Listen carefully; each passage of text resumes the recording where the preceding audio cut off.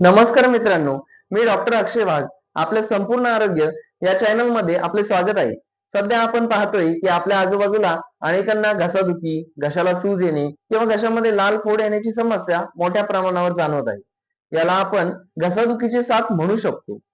तर आजच्या व्हिडिओमध्ये आपण ही व्हायरल घसादुखी काय असते, ती कशामुळे होते, त्याची लक्षणे कोणती, त्यावर काय काय उपचार करावेत आणि सर्वात महत्त्वाचं म्हणजे सध्याच्या या साथीमध्ये स्वतःची आणि आपल्या कुटुंबाची काळजी कशी घ्यावी याबद्दल सविस्तर माहिती घेणार आहोत. व्हिडिओ शेवटपर्यंत नक्की पहा, कारण यात दिलेली माहिती तुमच्या आरोग्यासाठी खूप महत्त्वाची ठरू शकते. तर व्हायरल इन्फेक्शन म्हणजे काय? अगदी सोप्या भाषेत सांगायचं झालं तर विषाणूमुळे होणारा संसर्ग म्हणजेच व्हायरल इन्फेक्शन होय. हे विषाणू शरीरात प्रवेश करतात आणि वेगवेगळ्या अवयवावर परिणाम करतात.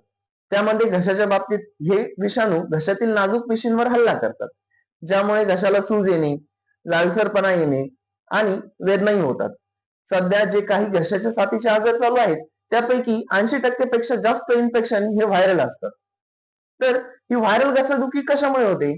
तर व्हायरल घसादुखी अनेक प्रकारच्या विषाणूंमुळे होऊ शकते, ज्यामध्ये सामान्यतः रायनो व्हायरस, इन्फ्लुएन्झा व्हायरस, ॲडेनो व्हायरस आणि काही काही वेळा कोरोना व्हायरसचाही समावेश असू शकतो.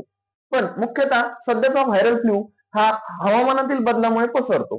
तसेच हवामानातील काही बदलामुळे अचानक थंड, गरम किंवा दमट वातावरणामुळे विषाणूंचा फैलाव हा वेगाने होतो. तसेच ज्या व्यक्तीला संसर्ग आहे, खोकला, शिंकणे किंवा सर्दी झालेली आहे, अशा व्यक्तीच्या संपर्कात आल्याने हे विषाणू एका व्यक्तीकडून दुसऱ्या व्यक्तीकडे सहज पसरतात. तसेच ज्या व्यक्तींची प्रतिकारशक्ती कमी असते, त्यांनाही हा संसर्ग लवकरात लवकर होतो. आता या व्हायरल इन्फेक्शनची मुख्य लक्षणे काय आहे ते पाहूया. त्यामध्ये घशामध्ये खवखव होत राहणे, गिळताना खूप वेदना होत राहणे, घशाच्या आतल्या भागात लाल लाल फोड दिसणे, हलकासा ताप किंवा अंगदुखी जाणवत राहणे आणि काही काही वेळा कोरडा खोकला येणे. आता आपण यावर घरगुती स्तरावर काय उपचार घेऊ शकतो?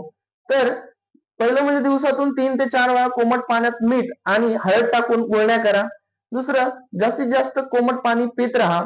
तिसरं म्हणजे आल्याचा चहा किंवा गरम पाण्यात मध टाकून घेतल्यास घशाला आराम मिळू शकतो. आणि साध्या गरम पाण्याची वाफ घ्या, त्यामध्ये झंडूबाम आणि व्हिक्स तुम्ही टाकू शकता. आणि सर्वात महत्वाचं म्हणजे तेलकट, तिखट आणि फ्रीज मधले थंड पदार्थ पूर्णपणे टाळा. आता डॉक्टरांकडे कधी जावे? तर मित्रांनो, काही काही बाबतीत सावधान राहणं खूप गरजेचं आहे.